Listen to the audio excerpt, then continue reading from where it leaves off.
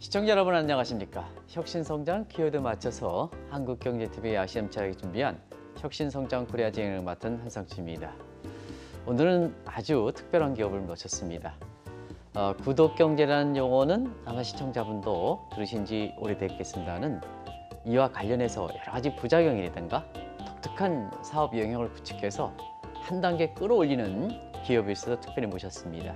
왓썸의 김준태 대표님입니다. 김 대표님 안녕하십니까? 네. 먼저 그 시청자분 만나서 인사부터 해주시죠. 네. 안녕하세요. 저는 왓썹 대표 김준태입니다. 네. 왓썹 이게 브랜드 이름이 좀 이렇게 범상치 않은데요. 이게 무슨 뜻인지 좀 말씀해 주시기 바랍니다. 그 왓썹이 왓과 서브스크립션을 합친 용어거든요. 네네. 그래서 무엇을 구독하냐 해서 왓썹이라고 합니다. 무엇을 구독하냐? 예. 그러면 이제 시청자 여러분한테 기업 소개부터 좀 해주시기 바랍니다. 예. 요즘 다들 넷플릭스나 뭐 쿠팡 로켓아웃 이런 것들 한두 개씩 구독하고 사시잖아요. 그런데 이게 많아지다 보니까 여간 관리하기가 쉽지 않습니다. 그 왓썹은 이걸 관리하는 데 집중한 서비스고요. 여러분들이 특별히 신경 쓰지 않아도 여러분들이 쓰고 있는 구독 서비스부터 고정적으로 나가는 모든 지출을 알아서 관리해주고 간편하게 해지하고 또 필요한 게 있으면 간편하게 결제할 수 있는 모바일 앱입니다. 저희는 2020년 2월에 법인이 설립됐고요. 정식 서비스는 2020년 8월에 출시해서 지금 약 한 2년 정도 서비스를 운영하고 있습니다. 이 구독 경제와 관련해서 관리라는 의미는 어떤 의미를 갖고 있는지 좀 말씀해 주실까요? 기존에는 저희가 물건을 사게 되면 이게 한번 결제하고 그다음에 특별하게 뭐 변심이나 반품이 없으면 그냥 쓰다가 버리거나 아니면 뭐 요즘은 이제는 다시 이제는 재판매를 하는 형태를 갖는데 이제 정기 결제로 이루어지는 구독은 관리의 개념이 좀 특수합니다. 네네. 한번 결제를 하면 정해놓은 주기에 따라서 계속 결제가 일어나요. 사용자가 해지하겠다는 의사를 밝혀서 정확히 해지 플로우를 따르지 않으면 이제 계속 결제되는 거죠. 그러다 보니까 이게 매달 숨 쉬는 것처럼 가만 놔두면 쓰지도 않는데 계속 결제가 일어나거든요. 그런 특이한 점을 저희가 집중해서 이거는 고정 지출은 관리해야 되겠다. 네네. 구독은 특별히 더 관리해야 되겠다라고 해서 만든 서비스가 저희 서비스입니다. 보통의 기업 같은 경우에는 그런 걸 정기적으로 관리하는 거로 이렇게 알고 있는데요. 그동안 그 구독 경제는 그런 게 문제가 됐지 않습니까? 사람별로. 그래서 어떻게 사람별로 관련되는 게 어떤 건지 좀 말씀해 주실까요? 사용자가 저희 앱을 다운로드 받으신 후에 자주 사용하시는 은행 아니면 카드 아니면 간편페이를 저희한테 연동시키면 저희가 사용자의 결제 내역에서 정기적으로 나가는 것들을 찾아서 보여드립니다. 그리고 이제 보신 다음에 나 이거 안 쓰는 건데 라고 하면 앱 내에서 해지하시면 되고요. 이거랑 같이 쓰면 좋겠는데 혹은 이거 신기한데 써봐야 되겠는데 라고 하면 똑같이 앱 내에서 결제하셔서 관리받으시는 형태로 저희가 앱을 만들어 놨습니다. 사실 가장 중요한 것이 이게 한번 가입하면 해지가 안 되는 측면이 있지 않습니까? 사람별로. 예. 그게 굉장히 전화를 안 받는다든가 뭐 여러 가지로. 그러면 어떻게 그런 대목을 해지를 자유롭게 하는지 이런 것도 좀 말씀해 주시기 바랍니다. 이게 사실 구독 서비스의 핵심은 고객을 락인시키는 거거든요. 그래서 이제는 구독 선도국이라 그러면 이제는 구독 시장이 먼저 발전했던 미국 같은 경우를 보면 처음에 이제는 고객을 락인시키는 방법이 아까 말씀하셨던 해지를 어렵게 하는 방식으로 락인을 시켰어요. 그러니까 해지를 되게 어렵게 해서 고객이 그만 계속 쓰자 라는 식으로 계속 갔는데 이게 이제는 구독 시장이 성장하다 보니까 고객도 같이 성장해서 그런 식으로 해지를 어렵게 해놓으면 고객이 해지를 어떻게든 하고 다시는 안 쓰는 서비스가 되다 보니까 좀 이렇게 형태가 바뀌었거든요. 근데 아직 국내 구독 시장은 이제는 뭐 미국처럼 다른 시장에 비해서 아직은 성장기에 있다 보니까 아직 그런 식으로 락인을 쓰는 서비스들이 존재합니다. 그래서 뭐 대표적으로 우리가 알고 있는 음악을 듣는 서비스 같은 경우는 해지를 하는데 12단계를 거쳐야 해지가 되거든요. 그러면 이제 해지하시던 분들이 이거 한 8,000원 돈 하는데 혹은 뭐 3,000원 돈 하는데 내가 더러워서 쓴다 라는 마음으로 쓰시게끔 하면서 락인을 시키는데 저희는 그 부분이 돈은 내 건데 내 마음대로 결정할 수 있는 게 맞는데 라는 생각에 되게 간편하게 해놨고요. 저희 앱에서 사용자들이 해지를 할 수 있는 방법은 크게 두 가지입니다. 첫 번째는 자기의 정보를 줘서 자동으로 해지되는 플로우를 타서 해지하는 방식이 있고요. 두 번째는 나 내 정보를 주는 게 좀 민감 정보 주기 좀 그래 라고 하면 저희가 해지의 쇼컷, 지름길을 보여드려요. 그래서 해지를 할 수 있는 방법 중에 가장 나랑 편한 방법. 뭐 전화가 편하신 분은 전화하시면 되고요. 뭐 홈페이지로 하실 분은 홈페이지를 하시면 되는데 뭐 홈페이지를 하겠다라고 하면 홈페이지에 로그인하는 화면에 띄워드리고 로그인하면 바로 해지 화면으로 보여주는 형태로 지름길을 보여드리고 네네. 사용자한테 해지해라라고 이렇게 제공을 하죠. 지금 상태에서 이렇게 많은 그 공감이 되고 있지만 역시 기업으로니까 인당 구독 관련해서 그런 문제가 되면 어떻게 이제 수익이 발생하는지 이것도 좀 벤처 캐피탈이라든가 이런 데서 굉장히 주목되거든요. 그런 측면을 좀 말씀해 주시기 바랍니다. 저희는 크게 B2C로 수익을 발생시키는 부분이 있고요. 네네. 그다음에 두 번째로 B2B로 수익을 발생시키는 부분이 있습니다. 먼저 이제 B2C로 수익을 발생시키는 부분은 저희는 그 지출을 관리한다라는 개념을 과거에 돈을 관리한다랑 동일한 개념으로 사용하고 있지는 않아요. 네네. 그러니까 우리가 가계부를 막 열심히 쓰잖아요. 네네. 근데 가계부를 쓰는 이유는 내가 돈을 어디다 썼지? 라는 사실을 알고 싶어서 가계부를 쓰는 게 아니라 앞으로 쓸 돈을 어떻게 써야 되지? 라는 인지를 하기 위해서 가계부를 쓰거든요. 네네. 그러니까 저희가 관리한다라는 개념은 네. 쓴 돈에 대한 관리와 네. 그거에 기반한 쓸 돈을 어떻게 쓰지라는 부분의 관리가 같이 들어가 있거든요. 그러면 구독 서비스라는 거는 구독 서비스를 쓰는 고객분들은 약간 네네. 유목민 같아요. 어떤 개념이냐면 한 번 쓰고 끝 이게 아니라 이번 달 또 쓰고 괜찮으면 다음 달 또 쓰고 그 다음에 그 다음 달도 괜찮으면 쓰고 예를 들어서 OTT 쓰는 방식이 좀 많이 바뀐 것 중에 하나는 네네. 과거에 있는 넷플릭스다 그럼 넷플릭스 보시다가 끊었어요. 네네. 근데 요즘은 그렇지 않고 넷플릭스에서 어떤 컨텐츠가 괜찮다라고 하면 넷플릭스를 봤다가 디즈니에서 뭐가 재밌다라고 하면 넷플릭스 그만두고 디즈니 넘어갔다가 다시 넷플릭스 재밌는 게 생겼다 그럼 넷플릭스 넘어오거든요. 네네. 그러면 결국 유목민처럼 왔다 갔다 한다는 거는 저희 앱 내에서 상품을 결제할 수 있는 것만 만들어 놓으면 사용자들이 해지도 했다가 다시 결제도 했다가 그래서 B2C의 한 부분은 저희한테서 결제하는 데 있어서 발생하는 수익 구조가 하나 있고요. 네네. 그러면 B2B에서는 어떤 수익이 발생하는지? B2B는 저희가 그 사업을 처음에 했을 때 네네. 제가 제일 처음에 했던 고민에서 수익이 발생합니다. 제가 이제는 사업을 처음 했을 때 나이가 한 35, 36 네네. 정도 됐거든요. 네네. 근데 사실 이제는 저한테 있어서 약간 뭔가 창업한다는 건 두려웠었거든요. 네네. 안정적인 직장도 있는데 그걸 그만두고 창업한다는 게. 그래서 다른 사업자와 다르게 제가 제일 먼저 했던 거는 안 되는 이유들을 많이 찾았어요. 네네. 그중에 제일 먼저 찾았던 게 뭐냐면 아니 돈 관리, 고정지출 관리는 이미 금융사에서 메인으로 하고 있는 건데 지금 이게 없네? 그러면 금융사들이 안 하는 건가? 못 하는 건가?를 많이 찾았고요.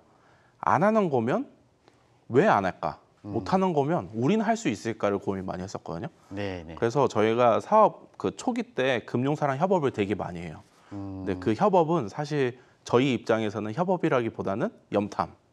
걔도 어떻게 하지? 막 이렇게 보고 그다음에 이제는 그렇게 보면서 이제 학습하다 보니 네네. B2B의 어떤 파트를 찾았냐면 금융사의 메인 BM은 은행 네네. 같은 경우는 대출이고요. 네네. 카드사는 현금 서비스거든요. 그러다 보니까 그 사용자의 결제 내역을 분석해서 처리해서 다른 부가가치를 만드는 것보다 메인 BM이 너무 단단한 거예요. 그러다 보니까 결제 내역을 분석할 이유가 없고 분석한다 해도 담당자가 2년이면 바뀌어요. 그리고 외주를 주게 되죠. 맞아. 그러다 보니까 네. 이 포인트가 메인 포인트네.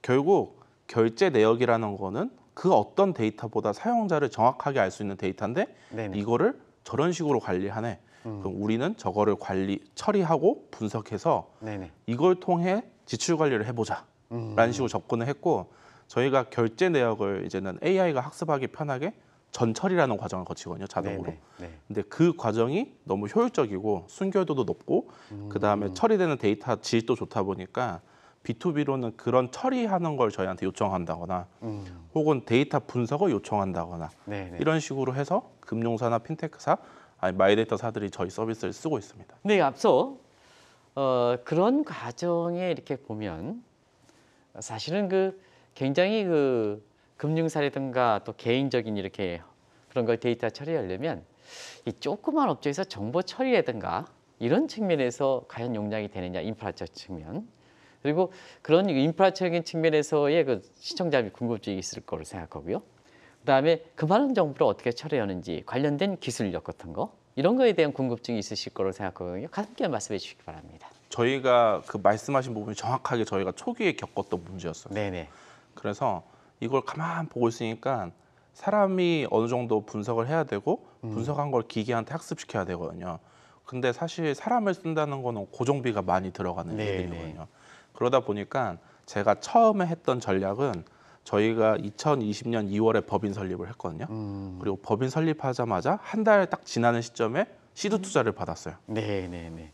그리고 두 번째로 시드 투자 받은 것뿐만 아니라 정부가 하는 R&D 과제도 그 해 많이 받았고요. 그다음에 창업 지원해주는 사업도 많이 받아서 실제 투자 받은 거는 한 3억이 안 되는 돈인데 그 해 저희가 받았던 돈이 한 12억 정도 되거든요. 오, 상당하네요. 예. 네네. 그래서 처음에 법인 설립하고 전략을 세웠던 게 아, 이거는 기술 개발을 위해 한동안 돈이 필요한 부분이니 그 부분을 투자와 정부 과제로 해결하자라는 전략을 세웠는데 그게 잘 맞아 떨어져서 사업 1년 차에는 특별한 수익 구조 없이도 기술 개발에 집중할 수 있었고요. 그다음에 집중된 기술 개발을 근거로 저희가 이제는 저희를 알리는 활동을 해야 되잖아요.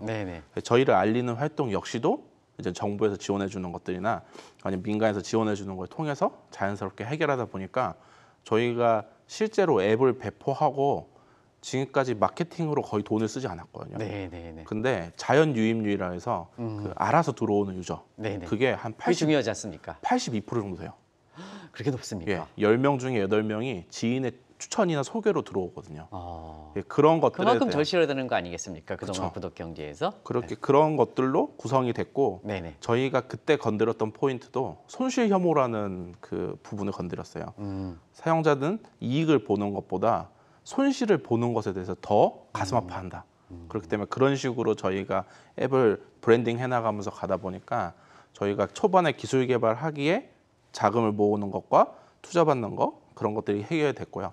그러면서 1년 동안 저희는 기술 개발에 집중해서 실제로 스타트업이 인력을 운영하는 데 있어서 들어가는 다양한 고정비를 되게 많이 해칭했고 그때 거의 인허가나 정부 인증이나 아니면 저희가 그 특허 그런 것들을 거의 1년 차에 다 땄어요.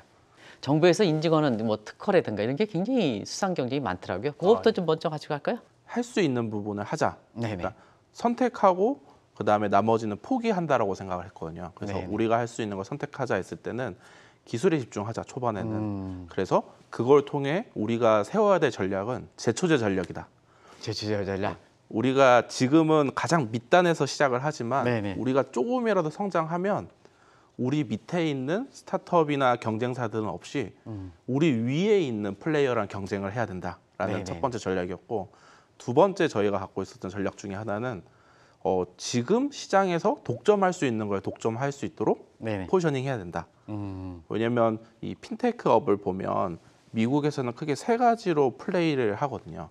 첫 번째가 그 기존의 금융업이 되는 핀테크들이 있습니다. 뭐 우리나라로 따지면 토스 같은 회사가 그런 회사에 해당되고요. 두 번째는 이제 중개하는 애들이 있어요. 예를 들어서 아, 너 사업하고 싶다고? 그러면 우리한테 신청하면 사업자 통장부터 카드까지 쭉 한 번에 해결해 줄게 하는 식으로 중개해 주는 애들이 있고 세 번째로 이제는 그 금융사나 핀테크사들이 쓰는 메인 기술을 쥐고 있는 상태에서 B2B를 하는 친구들이 있거든요. 기술 제공을. 근데 가만히 시장을 보다 보니까 우리나라에서 중개하는 시장이 약간 금융소비자보호법 때문에 좀 망가지기 시작하더라고요. 그래서 우리는 기존 금융이 될 수 지금 상태에선 되기 힘드니 그리고 많은 자본이 필요하니 첫 번째로 랜딩하는 거는 기술 제공업자가 되자라는 생각으로 저희가 처음에 빌드업을 시작했고요. 그러면 우리 기술을 팔려야 되잖아요. 그럼 판다고 했을 때 아까 말씀하신 수상 이력들이 도움이 됐습니다. 왜냐하면 우리가 우리를 세일즈할 때에는 크게 두 가지인데 첫 번째는 남이 인정해 주는데 그 남이라고 하는 사람이 공신력이 있거나 아니면 그 인증돼 있거나라는 곳이었고 두 번째는 우리 기술을 금융사나 마이데이터사들이 사용하게 하면 되거든요. 왜냐하면 너 잘해? 저 회사 알지? 저 회사 우리 거 써. 그러면 끝나버리는 거거든요. 그래서 저희가 처음에 B2B에 대한 부분을 고민하기 전에 빌드업했던 거는 아 그러면 스타트업들이 자기의 기술을 경진하는 대회들이 있는데 그럼 거기 나가서 입상해보자. 그리고 입상하면 또 수상금도 받고 상금도 받고 그럼 상금 받으면 또 회사에 쓸 수 있고 상장은 저희 레퍼런스가 되니 해보자라고 해서 했었는데 저희를 되게 사실 저는 상복이 별로 없는 사람인데 네네. 그 저희 팀 구성원들 덕분인지 덕분인 것 같아요. 근데 저희가 한두 달에 한 건 정도씩 수상을 해서 지금 상을 되게 많이 받고 뭐 장관상도 금융위원장 상부터 해서 뭐 중소벤처기업부 장관상, 그다음에 과기동 장관상 이렇게 해서 한 4-5개를 받아서 저희가 그런 것들이 이제 B2B 영업할 때 그 근거로 많이 쓰이게 됐고 그다음에 저희 걸 쓰는 B2B 고객 중에 대기업들이 생기면서 자연스럽게 이제는 영업이 잘 풀렸던 것 같습니다. 뭐 그런 핵심적인 기술력에서 많은 수상력 강력을 갖고 있는 기술력을 이용해서 올해부터 이제 본격적으로 매출이 발생한다면요. 그 매출 규모라든가 이런 것 그동안 이렇게 창업을 해서 지금까지 이렇게 캐시플로우 과정 이런 걸 좀 잠시 말씀해 주실까요? 네네. 네. 저희가 그 1년 차에는 매출이 없었습니다. 네네. 예. 그리고 2021년에는 저희가 비즈니스 모델을 테스트한다 해서 테스트하는 POC 비용으로 한 2천만 원, 3천만 원 정도밖에 없었고요. 그다음에 이제 3년 차에는 이제 각각의 비즈니스 모델을 거의 다 테스트를 해서 저희가 그 한 3억 5천 정도가 됐었고요.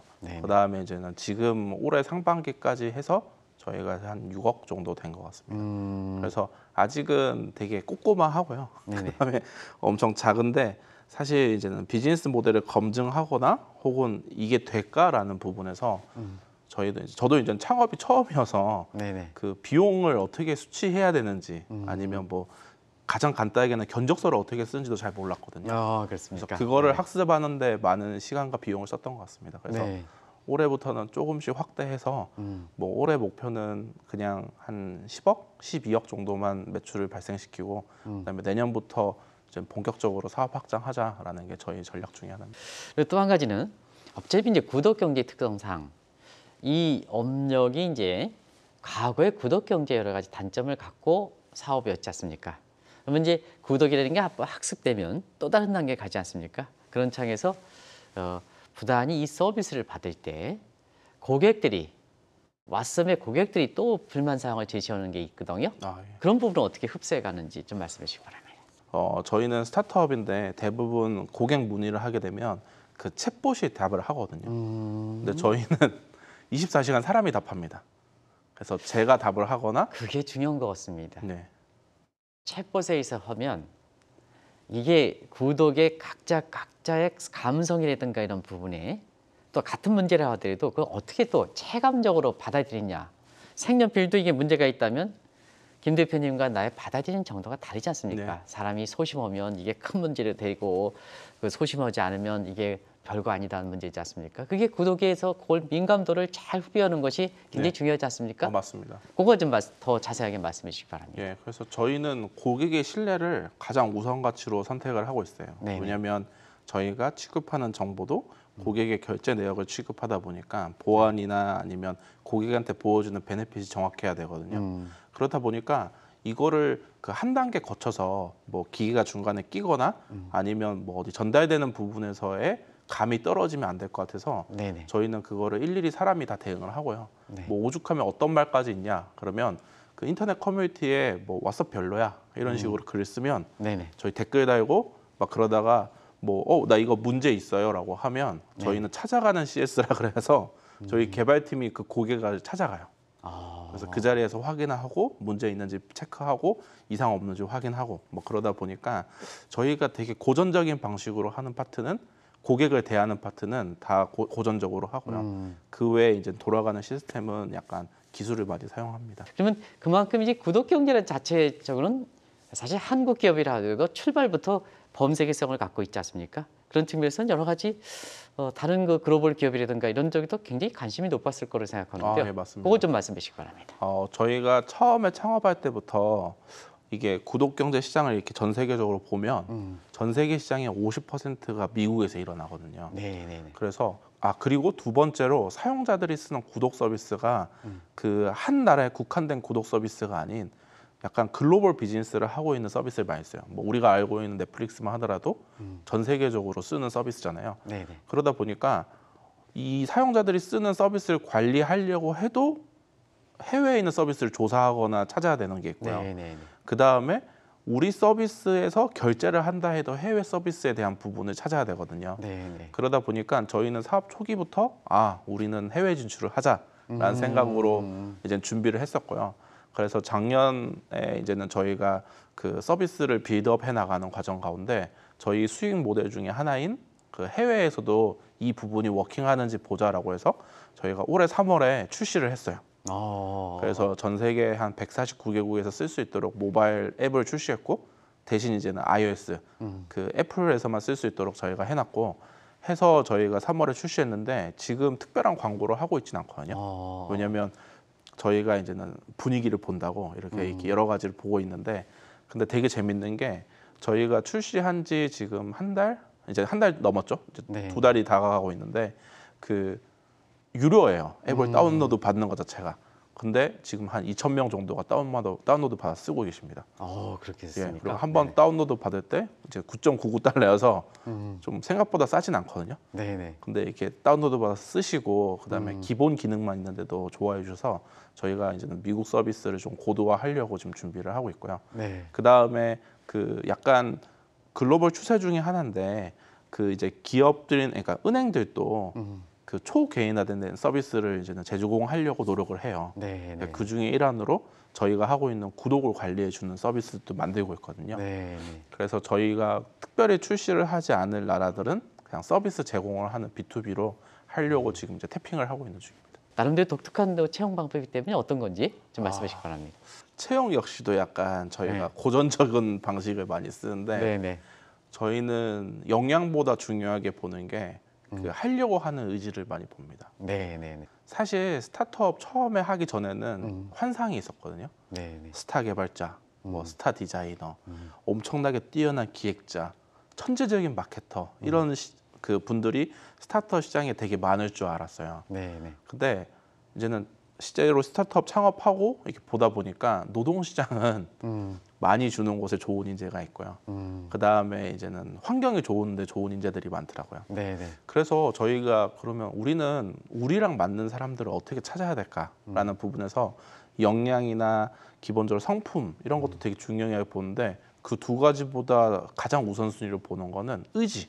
의지. 예. 네네네. 결국 비즈니스도 아무리 아이템이 좋고 수익 모델이 좋다 해도 사람이 하는 거더라고요. 네네네. 하려고 하는 사람이 내 것처럼 그다음에 의지를 갖고 한다라는 것이 저희 회사 지금까지 채용했을 때 제일 핵심이었던 것 같고요.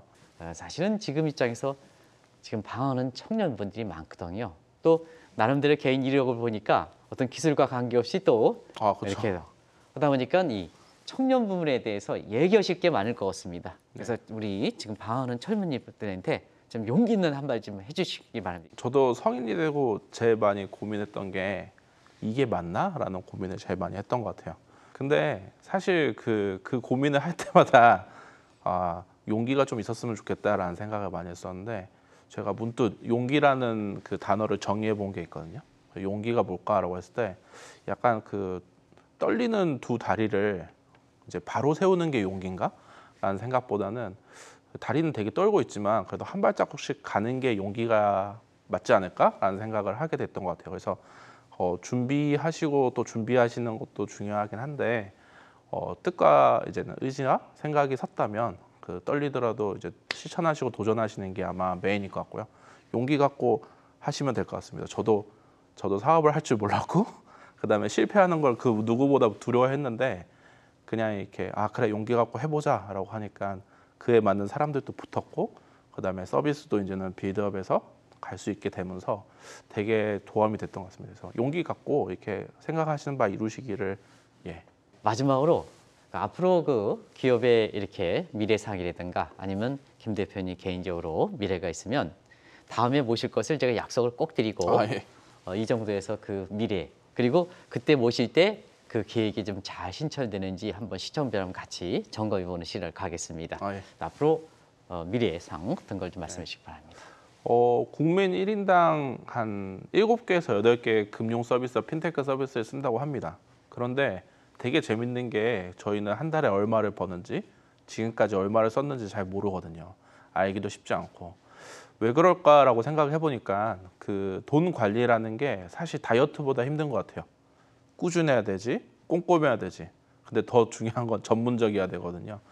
왓썹을 처음 만들었을 때 저희가 생각했던 거는 왜 시대인데 아직까지 돈 관리를 이렇게 수기로 하지? 잘 못하지라는 생각에 그럼 이거 자동으로 저관여할 수 있도록 해줘야 되겠다라는 생각으로 왓썹을 시작하게 됐고요. 저희는 고정 소비 중에 지금 제일 이제는 트렌디한 구독을 잡았고요. 이후 렌탈, 공과금, 금융 서비스까지 확장하는 것을 저희 목표로 하고 있습니다. 그래서 저희는 사실 구독을 관리한다는 이름으로 출시를 했지만 2026년까지 저희가 목표하는 바는 소비의 자율주행을 꿈꿔요. 돈 관리에 더 이상 시간을 쓰지 않고 알아서 돈 관리가 되는 거. 그럼 그 시간에 좀 더 내 인생에, 나 삶에 중요한 것을 집중할 수 있도록 하는 걸 저희 목표로 하고 있고요.